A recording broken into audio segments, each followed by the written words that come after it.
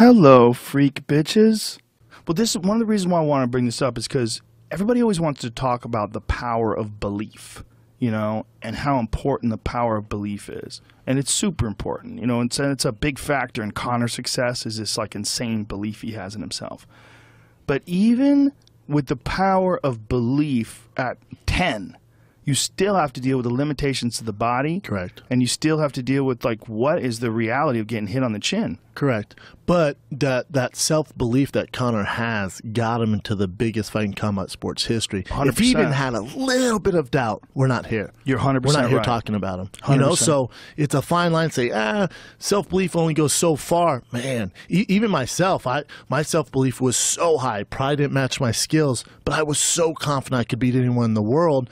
I beat a lot of guys I probably had no business beating, or just getting through. Dude, you beat Crow Cop. Yeah. He's a legend. Yeah. And you beat him by knockout. Yeah.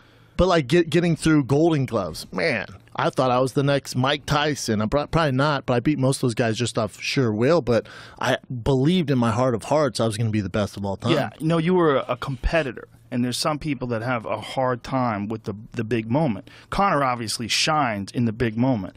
But at the end of the day, even with that insane belief, you get to see his physical limitations. But what you got to see, though, is, well, you got to see a lot in that fight. But you don't know what's going to happen until they do it. That's why it's a fight. So he has this amazing belief in himself, and he had a really interesting style, man. That whole thing where he was doing, like, putting his hands out there and papping them, yeah.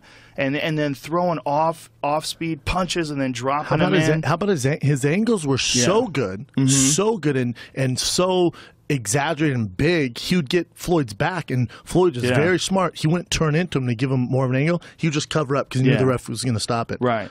The real MVP of that fight, granted, you know, Conor and Floyd, that ref. Oh, yeah, he let him fight. You the real MVP. Yeah, yeah. Granted, he came, you know, his opening dialogue, what the hell was that? He was just staring at McGregor like, now we don't want none of that gay wrestling, and just like staring at. I don't think he said that. I thought he was way over the top. I wanted the fight to start, so I thought he was over the top because I wanted to fight. Come on, let's go with this fucking national anthem. You do that in the locker room, though. You do that in the locker room. But I just thought it was off to the wrong foot.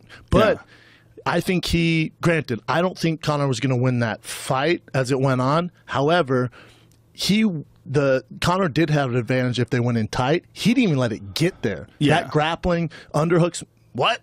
Yeah. And that was where Conor was going to get his rest. He didn't have that opportunity. Right. As soon as they got there, that ref separated him. Yeah. It was good. He was going to let him fight. Yeah, he was going to let him fight. He was the perfect rest. However, I think Conor thought he'd be able to get his rest in those moments and just never was capable of doing it because the ref would separate him. I think he got more tired than he ever thought he was going to.